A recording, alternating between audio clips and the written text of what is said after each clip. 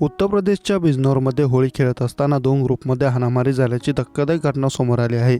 या हाणामारीतून 6हून अधिक लोक जखमी झाले असून या घटनेची माहिती मिळताच पोलिसांनी घटनास्थळ गाठून दोन्ही ग्रुपमधील 10 ते 12 जणांवर गुन्हा दाखल करून तपास सुरू केला। आता बसपा सुप्रीमो मायावती यांनीही या प्रकरणी प्रतिक्रिया दिली आहे। नजीबाबादमधील मुक्तियारपूर गावामध्ये ही घटना घडली। होळीच्या दिवशीच नाचण्यावरून लोकांमध्ये झालेल्या भांडणात अनेक जण जखमी झाले। या मारामारीत कोणाचं डोकं फुटलं तर कोणाला गंभीर दुखापत झाली।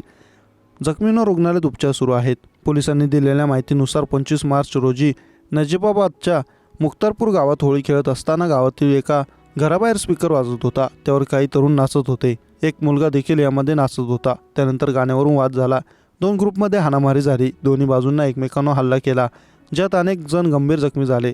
दोन्ही बाजूंनी गुन्हा दाखल करण्यात आला आहे। दोन्ही बाजूचे लोक जखमी झाले आहेत। त्यांच्यावर रुग्णालयात उपचार सुरू आहेत। त्याचबरोबर पोलिसांकडून या संपूर्ण प्रकरणाचा तपास सुरू आहे।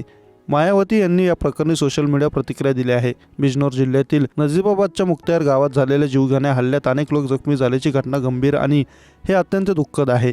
निवडणुकीचे वातावरण बिघडू नये म्हणून सरकार दोषींवर कारवाई करेल।